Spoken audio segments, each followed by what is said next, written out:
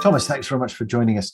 It'd be good to get your sense of the German market, key trends, especially going forward in 2022. It's the sentiment in general for real estate and real asset from the capital flow side. It's still positive.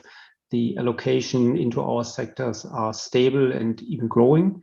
But of course, the sector offers a lot of opportunities for us. So we have so much transformational processes.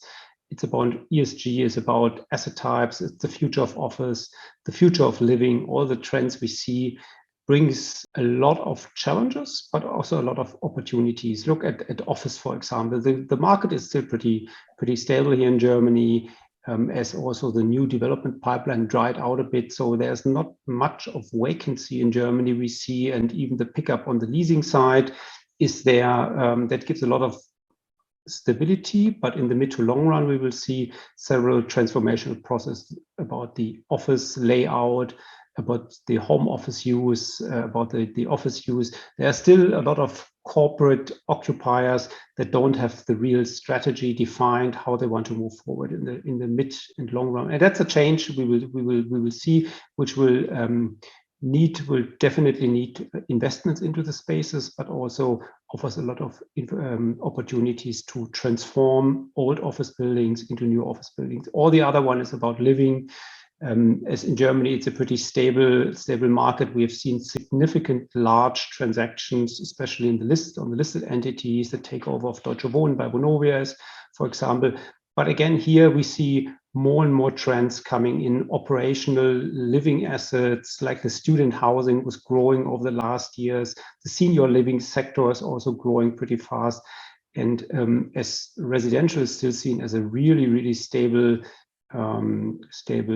business from the letting side, from the selling side of single condos, but also from the leasing side, it attracts a lot of more capital. And I think one important one interesting information is that 2 years ago, when Corona started, we had a significant discussion about is the urbanization stop? Will now people move out to the outside of the cities? But I think we have clearly seen that urbanization is still a trend also for the future. So investing into residential or also office space in the urban areas, I think it's a long run, a really interesting piece of investment. And in terms of the capital flows coming into particularly the German market, Thomas, what are you seeing there? Are you seeing more interest from, I suppose, international investors again? Definitely, yes. It was never left, but in the last 2 years, as we had these travel restrictions, especially Asian investors were a bit reluctant or not able to invest because their policy is clear to inspect the property before.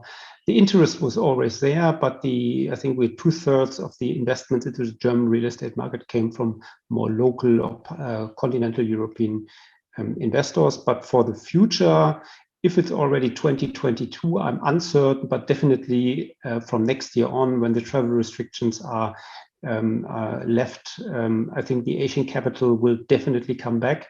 We hear from our Asian colleagues also that there are so many REITs from Singapore, from South Korea, waiting to invest again, also from Australia again, but the same from North America.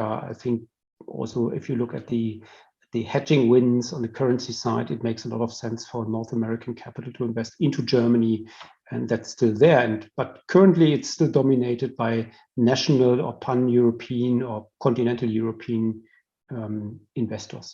Yeah, it's going to be really interesting, I think, to see that capital begin to move back from Asia, especially, and track that. Thanks very much for joining us, Thomas. Thank you.